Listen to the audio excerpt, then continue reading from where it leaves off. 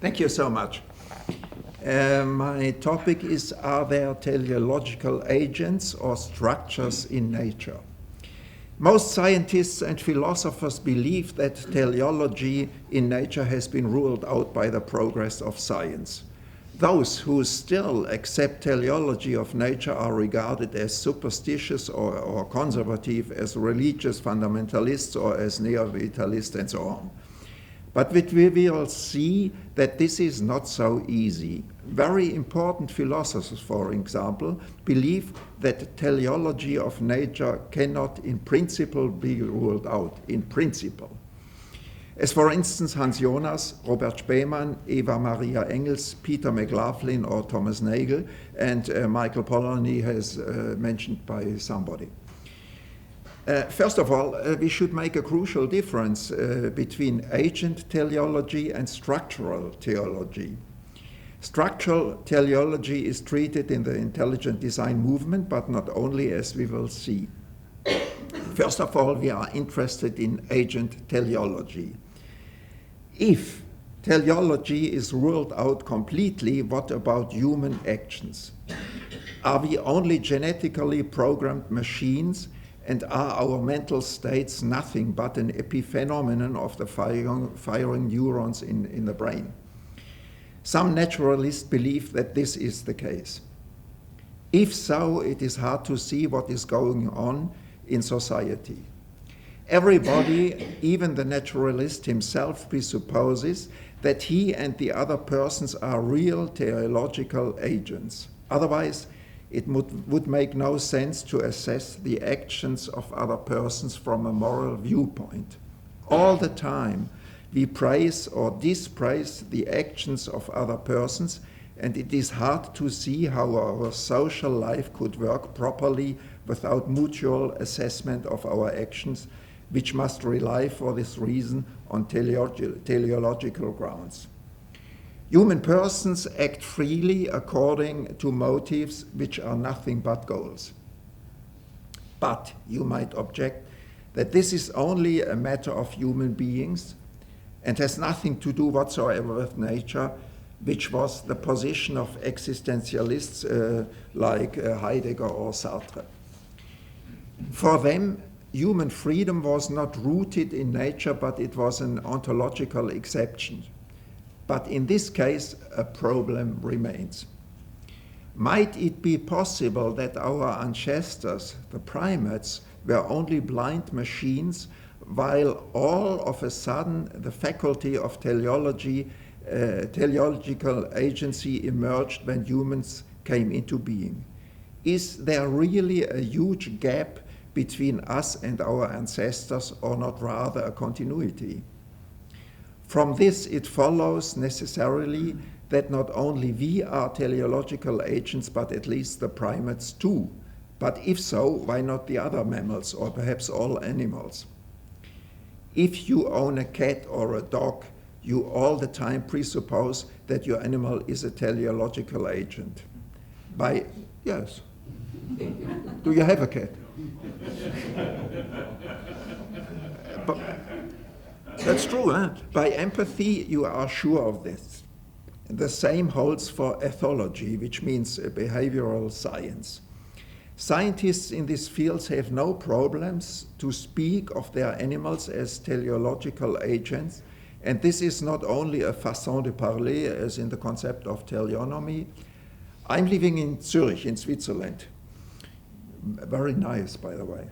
In Zurich, in Switzerland, and I am friends with the famous ethologist Karel van Schaik. Perhaps you have seen him at the television or read his books. Karel van Schaik is a primate researcher since decades. I often speak with him. He all the time assures me that his primates are real teleological agents, and he doesn't notice that he contradicts Darwinism straight on. And this is often the case in science.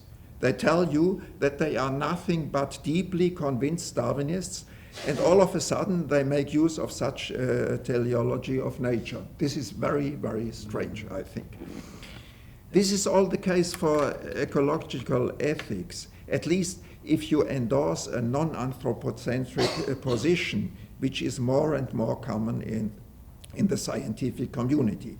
In this case, you believe that especially sentient beings have interests and exist for their own sake, and not only for our own well-being, if we want to eat them, for instance. Kant speaks of Selbstzwecklichkeit. I don't know how to translate this. I think it exists in English. It means that an animal exists for its own sake, something like that. Okay. In this case, you presuppose that at least sentient beings have goals of their own, which means that they are real teleological agents. And this might suffice for the moment. I could tell you much more stories of teleological agency in nature, but this might suffice for the moment. There is also much structural teleology in this world, which is completely independent from the intelligent design movement. I'm not a biologist, so I cannot, I don't know if the arguments of intelligent design are valid or not, but I have good reasons to believe in structural teleology in nature. It occurs everywhere. It emerges if you take technological artifacts as starting point in order to explain nature. This has been overlooked since the days of Descartes. Descartes thought of animals as machines which could be completely explained by physics alone. But this is not the case. To make sure machines work according to the laws of physics, which have no teleological meaning, but this is not the whole story. All machines, mechanical or computational or whatever, act according to goals for which the engineer has shaped them. So, if you think of organisms as machines, you think of them as teleologically structures, entities, and that's what we do all the time. For instance, in biocybernetics, in bioinformatics, or in bionics. So let's take, for instance, cybernetics. Since many decades, philosophers of science assure you that cybernetics is a means to abolish final causation. That's what they tell since 15, 60 years. Everything in the cyber system works according to the laws of physics, which have no teleological meaning. So I can replace, that's what I tell you, so I can replace final causation by efficient causes. So for instance, the great philosopher of science, Wolfgang Stegmüller, who wrote much books and especially books on teleology. Nobody denies that a cyber system relies on the laws of physics. But this is not the whole story. If you read, for instance, the famous textbook on cybernetics of Ross Ashby, he tells you on the first page, even on the first page, that cyber system always presupposes a certain goal, otherwise it would not work. Now, if you apply cybernetics to nature, you see organisms in the light of structural teleology. You cannot do otherwise. This follows necessarily. This was already the case in Norbert Wiener's famous book, Communication and Control in Animals and Machines. By the way, this title is very, very strange. Communication and control is not the same thing, and animals and machines are not the same thing either. But I don't want to discuss this problem now. I only want to show you that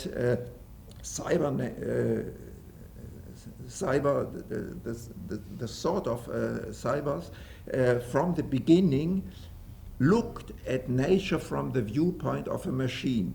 This was Communication and Control in Animals and Machines was the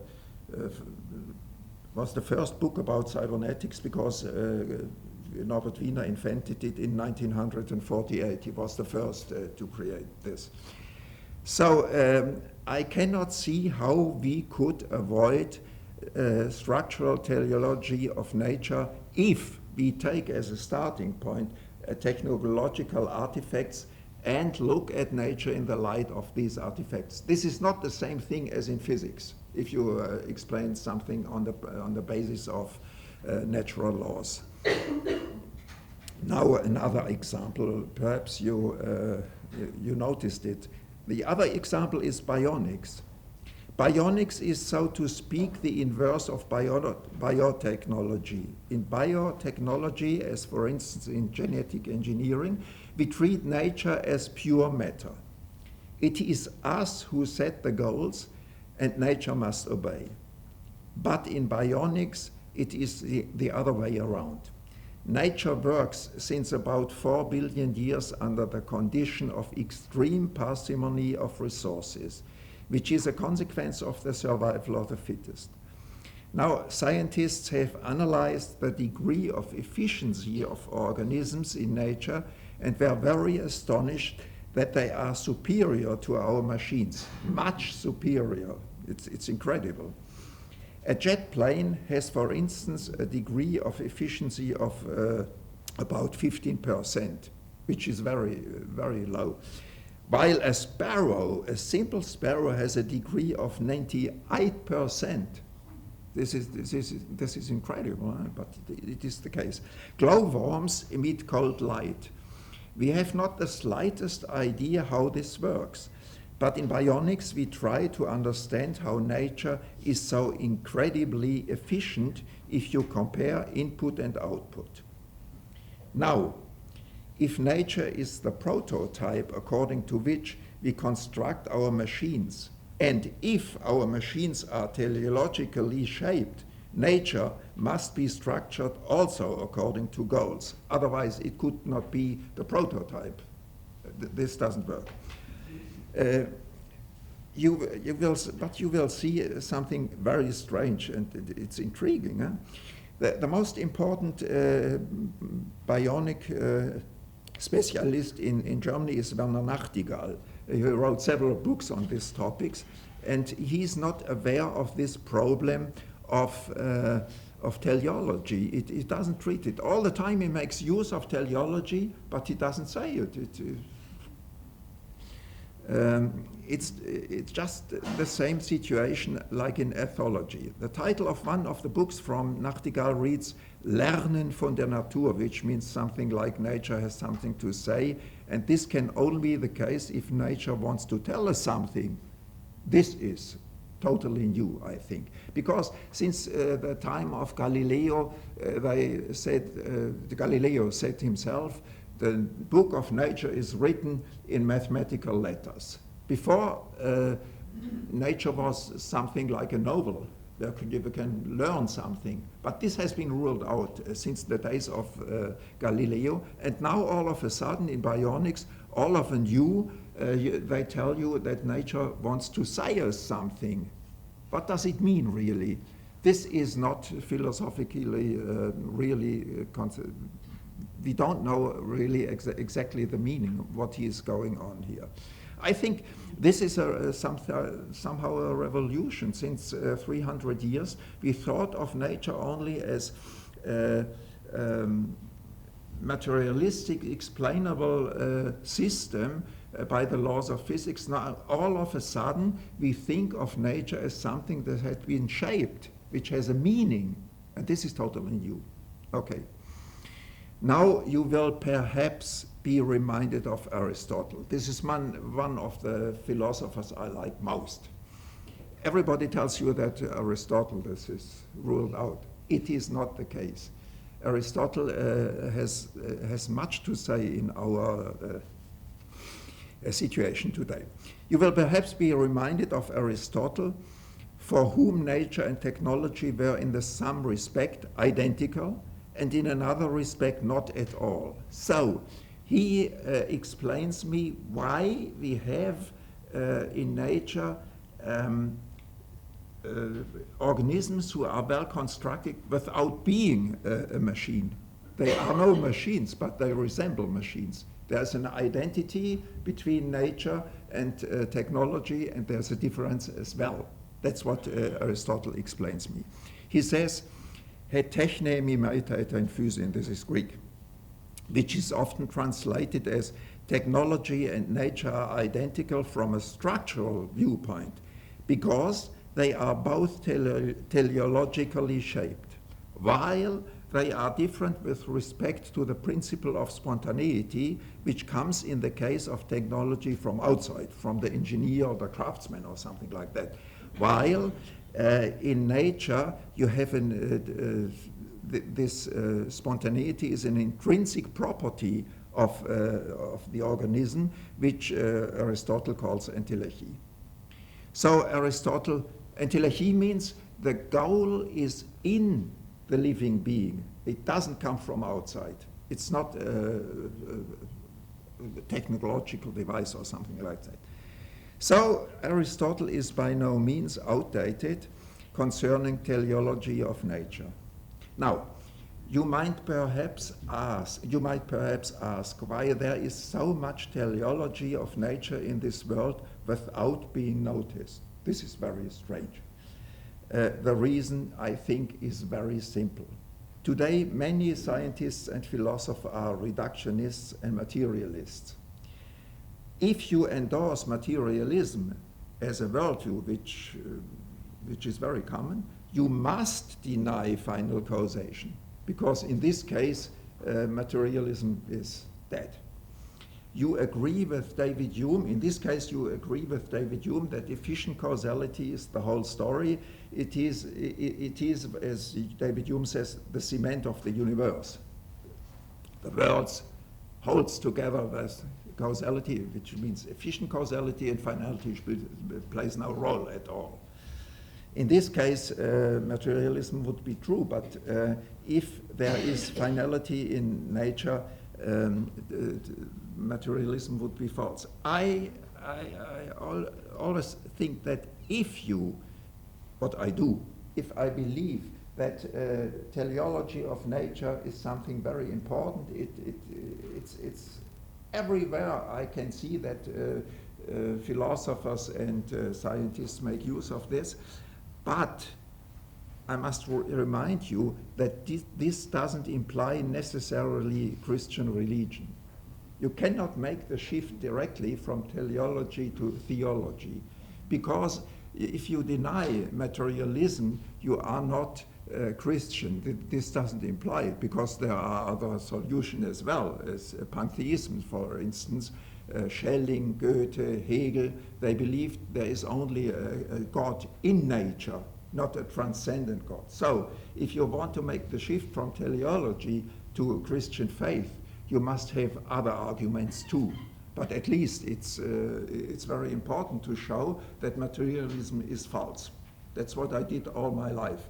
This is why I became a professor only in the age of 53 or something like that, because it's uncommon. Nobody wants teleology. But I don't bother. I'm not a biologist, so I don't know exactly what is going on in the intelligent design movement with irreducible complexity and such stuff. But one thing is clear. If there is really much teleology of nature in the world, as I do think, then intelligent design movement is not so exotic as it may seem at first glance, and this might help you. Oh, I'm too short, but this doesn't matter.